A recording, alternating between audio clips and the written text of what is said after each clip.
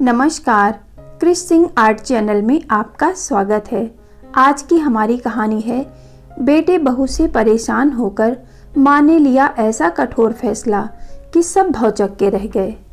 समधन जी, आप मेरी बेटी का बिल्कुल भी ध्यान नहीं रखती, अकेले ही काम में लगी रहती है। लेकिन मजाल है कि आप छोटी बहू से यह कह दें कि घर का काम तो करवा दिया कर।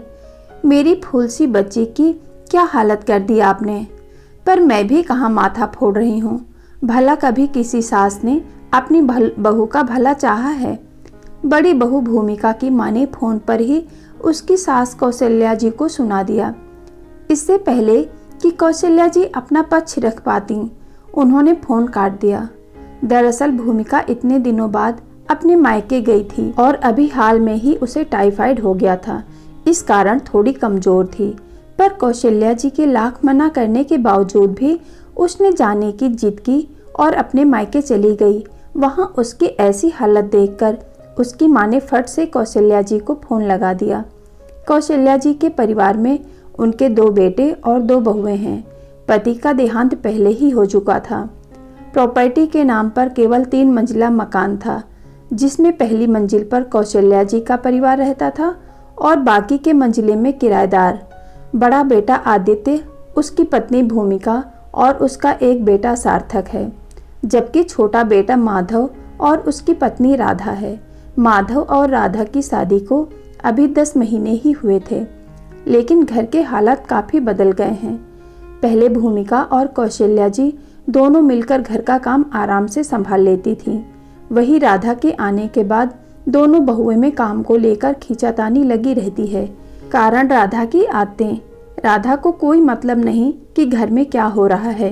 लेट उठना, घर के काम न करना, जब मर्जी हो अपने मायके चले जाना, घर आए मेहमानों से कोई लेना देना नहीं। और सबसे बड़ी बात, इसके लिए उसके मायके वाले भी कभी कुछ कहते नहीं। उल्टा जिस दिन राधा और उसमें खींचातानी होती है, उसी दिन राधा की मम्मी भी फोन करके कौशल्या जी को 10 बातें सुना देती हैं।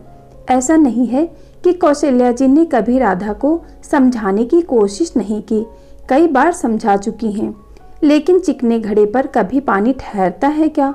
उस दौरान राधा कौशल्या जी से ही लड़ पड़ती और रो रो कर अपनी माँ को फोन करके बताती, और उसके बाद राधा के माता पिता कौशल्या जी को फोन पर या कभी उनके घर आकर 10 बातें सुना जाते। राधा के जाने के बाद भूमिका में भी काफ़ी बदलाव आ चुका था। अब उसकी भी मर्जी होती तो वह कोई काम करती, अन्यथा अपने कमरे में जाकर बैठ जाती।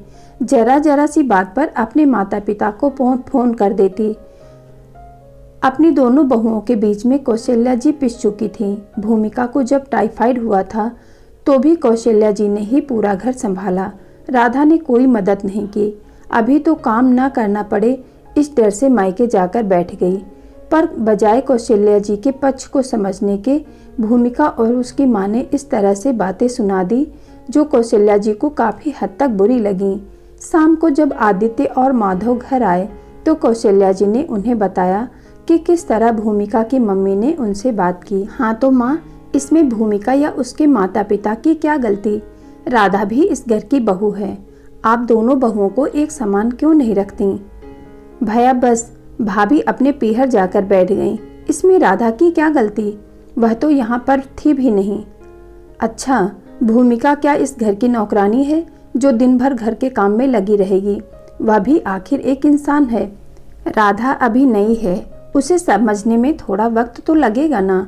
10 महीने हो गए शादी को, और इतनी समझदारी तो खुद को रखनी चाहिए। सारी गलती माँ आपकी है, आपने सिर पर बैठा रखा है उसे। आप सास हैं, आप चाहे तो उसे समझा सकती हैं, लेकिन नहीं, भूमिका कर रही है ना अकेले काम। राधा को भी प्यार से समझाया जा सकता है, और भाभी हर समय उससे लड़ने को तैयार रहती हैं। माँ, आपको भाभी को समझाना चाहिए। कौशल्या जी सुनकर अवाक रह गईं कि बहुएं तो बहुएं, यहाँ बेटे भी अपने नहीं रहे। दोनों ने कौशल्या जी को ही 10 बातें सुना दी। दोनों की बातों को सुनकर उन्हें दुख तो बहुत हुआ, पर अब उन्होंने निर्णय ले लिया था कि उन्हें क्या करना है। चुप हो जाओ तुम दोनों, अब मुझे कोई बात नहीं करनी। अपनी अपनी पत्नियों को फोन करो कि कल के कल ही यहाँ मौजूद हो जाएं।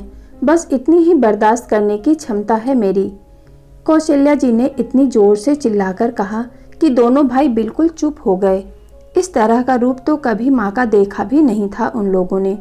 दोनों चुपचाप अपने कमरे में चले गए और अपनी अपनी पत्नियों को फोन कर दिया।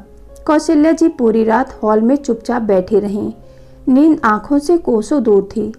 आंखों में से झरझर आंसू बह रहे थे। इस दिन की तो कभी कल्पना भी नहीं की थी उन्होंने, पर आज जो भी हो, निर्णय तो उन्होंने ले लिया था और उसे कल सबके सामने ही जाहिर करने वाली थीं। पूरी रात जागने के कारण कौशल्या जी की आंखें लाल हो चुकी थीं, पर फिर भी सुबह उठकर नहा धोकर अपनी पूजा पाठ की। इतने में जो डोरबेल बजी। जाकर दरवाज़ा खोला तो देखा सामने भूमिका और उसके माता पिता मौजूद थे, पर इस बार कोई फॉर्मेलिटी ना निभाते हुए कौशल्या जी उन्हें अंदर ले आईं। थोड़ी देर बाद राधा और उसके माता पिता भी आ गए। अब हॉल में सभी लोग बैठे हुए थे। कौशल्या जी ने बोलना शुरू किया।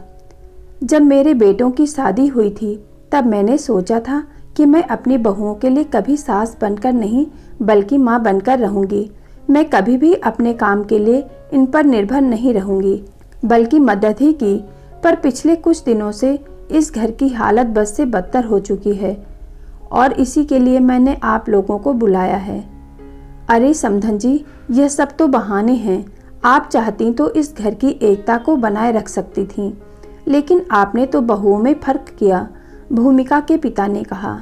जिस घर में घर का मुखिया कमजोर होता है उस घर में यह सब होता ही है, और इसके लिए आप हमारे बच्चों को दोष नहीं दे सकती।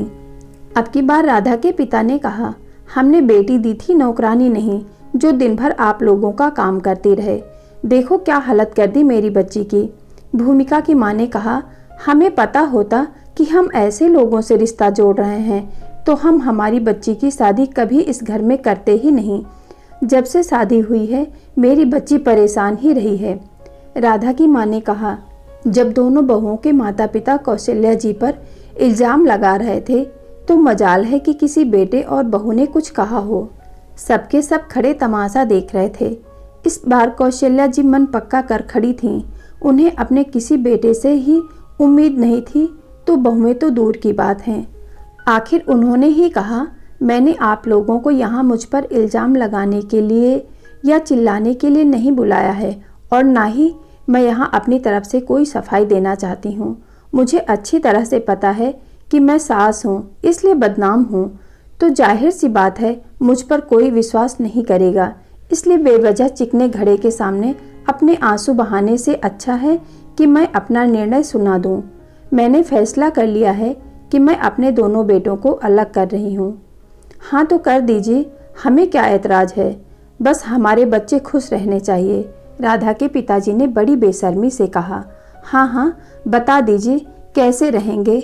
हम जाने से पहले अपने बच्चों की गृहस्थी को तो बसा जाएं और इस रोज रोज की लड़ाई झगड़े से निजात पाएं। अब की बार भूमिका की माँ ने कहा। सुनकर कौशल्या जी का खून खौल गया, लेकिन वह चुप रह गईं। मन में तो ऐसा बवंडर उठा कि मेरी गृहस्थी को तोड़कर लोग कितने खुश हो रहे हैं, पर उम्मीद किसी से क्या करें जब अपने ही बच्चे जवाब नहीं दे रहे थे।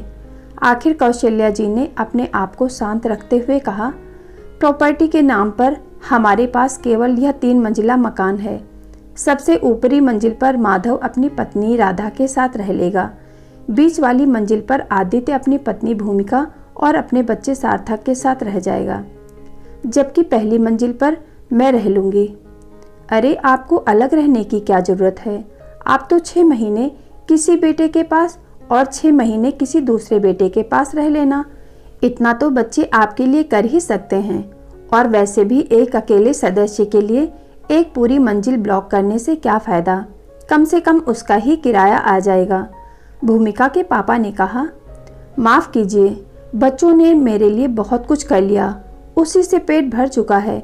मेरे हाथ पैर अभी चलते हैं और मैं अपना काम खुद कर सकती हूँ, और जब ज़रूरत पड़ेगी तो देख लूँगी। जैसे अपनी बेटियों के लिए आप लोग आए हैं, वैसे ही भगवान की कृपा से अभी तक मेरा मायका है, और उन पर भी बोझ ना बनकर मैं नौकर रख लूँगी। इसलिए नीचे वाली मंजिल पर मैं अकेले ही रह लूँगी। हाँ तो अभी मेरी बात पूरी नहीं हुई है। अब क्या है, हो तो गया फैसला। अब तो बस किराएदारों को बोलिए ताकि वह खाली करें और हम लोग हमारे बच्चों को सेटल करें। अभी आपने आधा निर्णय सुना है, अब पूरा भी सुनिए।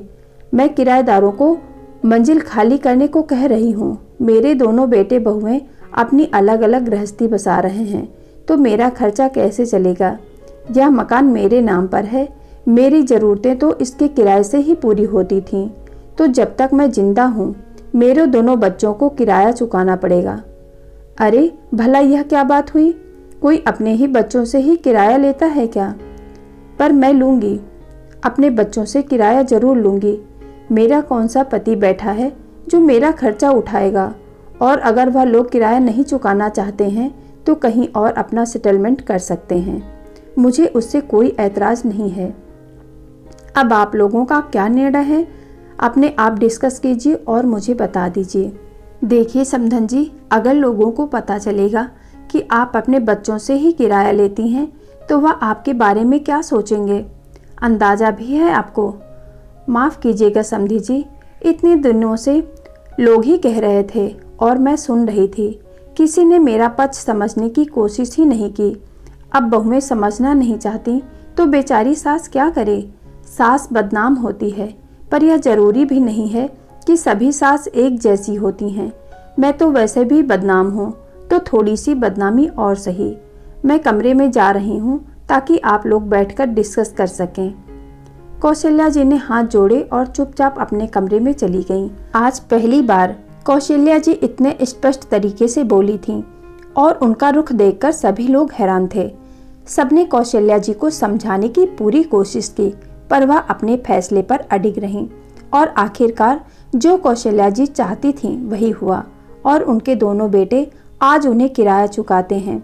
लोग बातें तो जरूर करते हैं, पर कौशल्या जी अपने में मस्त रहती हैं। प्लीज़ वीडियो को लाइक करें, शेयर करें और ऐसी ही प्रेरणादायक कहानियों के लिए चैनल को सब्सक्राइब करें। मिलते हैं अगली कहानी के साथ। धन्यवाद।